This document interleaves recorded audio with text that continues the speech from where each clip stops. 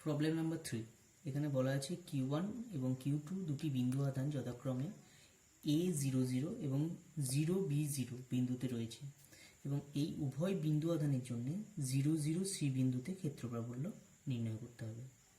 এখন এখানে আমার XYZ তিনটে অ্যাক্সিস টানা আছে, কোঅর্ডিনেট অ্যাক্সিস। একটা বিন্দু আধান কোথায় আছে? A,00 বিন্দুতে, অর্থাৎ এখানে Q1 আধান আছে। Q2 আধানটা কোথায় আছে? 0B0 বিন্দুতে। তাহলে Q2 আধান আছে 0B0 অর্থাৎ ওয়াই অ্যাক্সিসের ওপরে। এখন এই দুটো আধানের জন্য জেড অ্যাক্সিসের ওপরে মূলবিন্দু থেকে সি দূরত্বে অর্থাৎ 00C বিন্দুতে, এই বিন্দুতে তড়িৎ ক্ষেত্র প্রাবল্য কত হবে সেটা আমাকে বের করতে হবে। Q1 আধানের জন্য এখানে একটা তড়িৎ ক্ষেত্র প্রাবল্য থাকবে, সেটা হবে কি E1, এটা ডিরেকশন হবে এইদিকে। Q2 আধানের জন্য সি বিন্দুতে আর একটা তড়িৎ ক্ষেত্র প্রাবল্য থাকবে, সেটা হচ্ছে কি E2, তার ডিরেকশন হচ্ছে এদিকে। তাহলে Q1 আধানের জন্য যে তড়িৎ ক্ষেত্র প্রাবল্য সেটা হচ্ছে E1 = 1/4πε0 Q1 ডিভাইডেড বাই এই যে ডিস্টেন্স AC তার স্কোয়ার। ঠিক একইভাবে Q2 আধানের জন্য সি বিন্দুতে তড়িৎ ক্ষেত্র প্রাবল্য কি হবে? Q2 1/4πε0 Q2 divided by BC তার স্কোয়ার। তাহলে E1 আর E2 এই দুটো পেয়ে গেছি। এখন আমাকে দেখতে হবে E1 এবং E2 এর কম্পোনেন্টগুলো কী কী। এইটা E1, এটা যদি জেড অ্যাক্সিসের সঙ্গে θ1 কোণ করে তাহলে E1 এর জেড অ্যাক্সিস বরাবর কম্পোনেন্ট কী হবে? একটা কম্পোনেন্ট হবে E1 cos θ1, আর এর সঙ্গে 90 ডিগ্রি কোণ বরাবর কম্পোনেন্ট হবে E1 sin θ1। এখন এটা হচ্ছে E1 cos θ1 যেটা, সেটা কোন দিক বরাবর হবে? E1 cos θ1টা হবে জেড অ্যাক্সিস বরাবর, তাহলে এটাকে আমরা লিখতে পারি k হ্যাট বরাবর। আর E1 sin θ1 যে কম্পোনেন্টটা সেটা হবে মাইনাস i হ্যাট বরাবর, তাহলে E1 sin θ1টা হবে মাইনাস i হ্যাট বরাবর। তাহলে দুটো কম্পোনেন্ট আমি পেয়ে গেছি। তাহলে টোটাল E1 যেটা আমি পাবো, E1 ভেক্টর যেটা পাবো সেটা আমরা লিখতে পারি E1 ভেক্টর = হচ্ছে দুটো কম্পোনেন্টের যোগফল। একটা কম্পোনেন্ট হচ্ছে মাইনাস i হ্যাট বরাবর আর একটা কম্পোনেন্ট হচ্ছে k হ্যাট বরাবর। তাহলে E1 sin θ1 into minus i hat plus E1 cos θ1 into k hat. এটা হয়ে গেল আমার E1 ভেক্টর। এটা কিভাবে পেলাম না, দুটো কম্পোনেন্ট E ভেক্টরে যদি একটা কম্পোনেন্ট EX একটা কম্পোনেন্ট যদি EY হয় তাহলে আমরা টোটাল ভেক্টর E = লিখতে পারি EX i hat plus EY j hat. এখন ঠিক একইভাবে E2 আমরা দুটো কম্পোনেন্ট পেয়েছি, E2 cos θ2, এটা হচ্ছে E2 এর cos θ2 কম্পোনেন্টটা কী হবে? E2 cos θ2 হচ্ছে জেড অ্যাক্সিস বরাবর কম্পোনেন্ট, অর্থাৎ এটা হচ্ছে k হ্যাট বরাবর কম্পোনেন্ট। আর E2 sin θ2 সেটা হচ্ছে কি, এটা হচ্ছে y অ্যাক্সিস, এটা হবে মাইনাস y অ্যাক্সিস বরাবর কম্পোনেন্ট, তাহলে মাইনাস j হ্যাট বরাবর কম্পোনেন্ট। তাহলে E2কে আমরা লিখতে পারি, টোটাল যে E2 ভেক্টরটা পাবো সেটাকে আমরা লিখতে পারি এই দুটো কম্পোনেন্টের যোগফল। তাহলে E2 cos θ2 k hat plus E2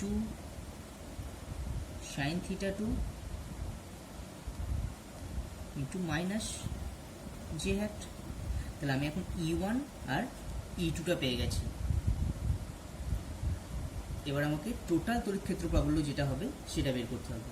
সেটা বের করার জন্য আমরা কি করব? সুপারপজিশন প্রিন্সিপালকে কাজে লাগাবো। সুপারপজিশন প্রিন্সিপাল অনুযায়ী আমরা কি জানি, টোটাল তড়িৎ ক্ষেত্র প্রাবল্যটা কি হয়? মোট তড়িৎ ক্ষেত্র প্রাবল্য হয় প্রতিটি চার্জের জন্য তড়িৎ ক্ষেত্র প্রাবল্যের ভেক্টর যোগ, অর্থাৎ টোটাল তড়িৎ ক্ষেত্র প্রাবল্য = হবে E1 vector plus E2 vector. এখন E1 ভেক্টর কত? E1 sin θ1 = E1 sin θ1 into minus i hat plus E1 cos θ1 to k hat, এটা E1 ভেক্টরটা লিখে ফেলেছি। এখন E2 ভেক্টরটা লিখবো, কি হবে plus E2 cos theta two k hat, cos theta two k hat plus E2 sin theta two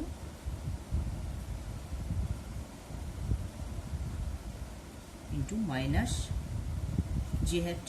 এবার আমার কাজ হচ্ছে E1 sin থিটা 1, E1 এর মান, sin থিটা 1 এর মান, এখানে cos থিটা 1 এর মান, E2 এর মান, cos থিটা 2 এর মান, এই সমস্ত মানগুলো বসানো। সমস্ত মানগুলো বসালেই আমরা অ্যান্সারটা পেয়ে যাবো। এখন E1 এর মান কি, 1/4πε0 Q1 ডিভাইডেড বাই AC তার স্কোয়ার। তাহলে E1 এর মানটা বসাচ্ছি, ইজ ইকুয়াল টু 1/, এখানে প্রত্যেকটাতেই কি E1 E2 প্রত্যেকটাতেই কি 1/4πε0টা থাকবে, তাই এটাকে আমি কমন নিয়ে বাইরে লিখে দিচ্ছি 1/4πε0। এখানে বাকি কি পুরো থাকলো Q1/AC স্কোয়ার, তাহলে এখানে পুরো থাকবে Q1 ডিভাইডেড বাই AC তার স্কোয়ার। এবং সাইন থিটা 1, সাইন থিটা 1 এর মানটা কি হবে, এই ছবি থেকে বুঝতে পারবো। এই কোণটা যদি থিটা 1 হয়, এই কোণটাও হবে থিটা 1, তাহলে সাইন থিটা 1 অর্থাৎ লম্ব বাই অতিভুজ। এখানে 90 ডিগ্রি কোণ কোনটা, এটা হচ্ছে 90 ডিগ্রি, তাহলে লম্ব কোণটা এটা, এখানে এটা হচ্ছে অতিভুজ, এখানে এটা হচ্ছে ভূমি, এটা হচ্ছে লম্ব। তাহলে এ বাই এটা হচ্ছে লম্ব, অর্থাৎ লম্বর দৈর্ঘ্য হচ্ছে এ, আর অতিভুজের দৈর্ঘ্য হচ্ছে √a² প্লাস c²।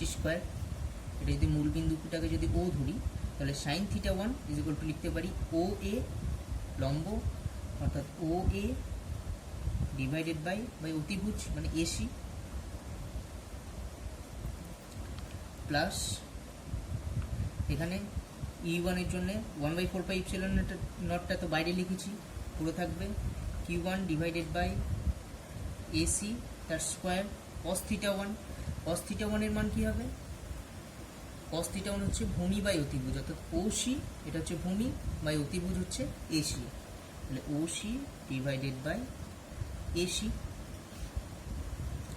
প্লাস এবার E2 এর জন্য লিখবো, E2 এর জন্য কি 1/4πε0 তো হবে, সেটা কমন নিয়ে বাইরে লিখেছি।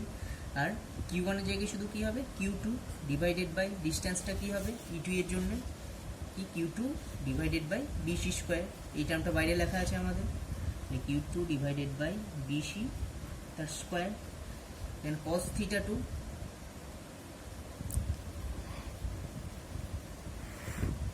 cos থিটা 2 এর ভ্যালু কত, cos অর্থাৎ ভূমি বাই অতিভুজ, ভূমি মানে OB বাই অতিভুজ মানে হচ্ছে BC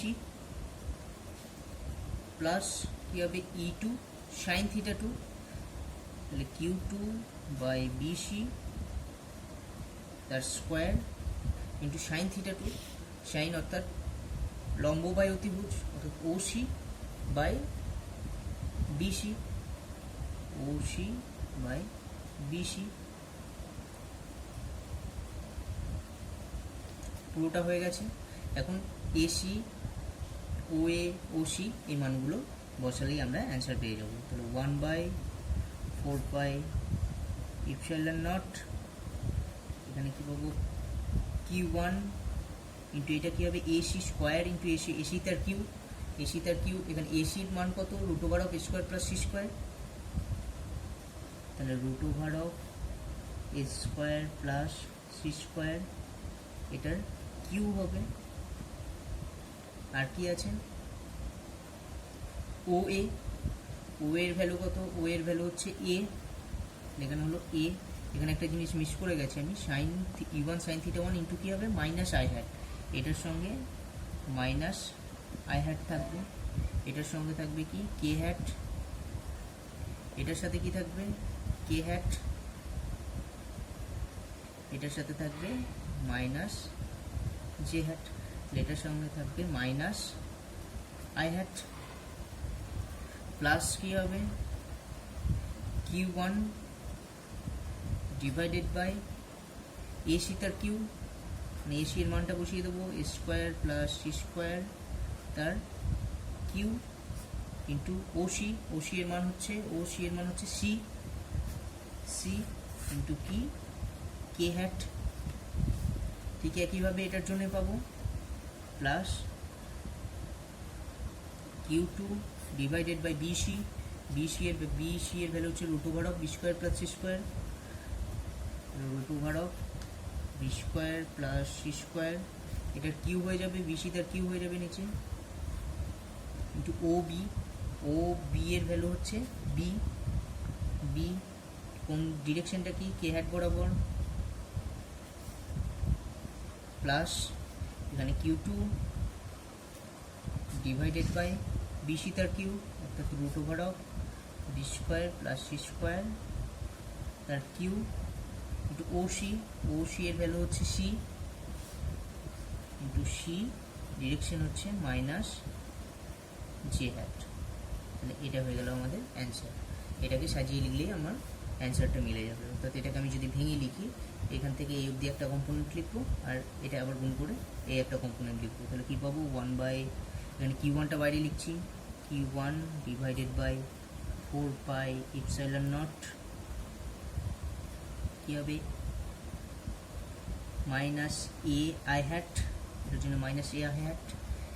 এই টার্মটার জন্য থাকবে C into K hat plus C into K hat, আর নিচে থাকবে root of A square plus C square. এটাকে লিখতে পারি টু দি পাওয়ার 3/2, এটা একটা টার্ম হয়ে গেল, প্লাস এই দুটোকে নিয়ে একটা লিখবো, অর্থাৎ কিউ টু টার্মটার জন্য যেটা, সেটা হবে Q two divided by 4 pi epsilon naught. এখানে কী হবে, বি কে হ্যাট, জে হ্যাটটা আগে লিখছি, অর্থাৎ c minus c j hat, plus তারপরে এটা লিখবো b k hat, b k hat, নিচে গিয়ে থাকবে দুটো থেকে কমন যাবে b square plus C square to the power 3/2, b square plus C square to the power 3/2। এটাই হয়ে গেল আমাদের অ্যান্সার।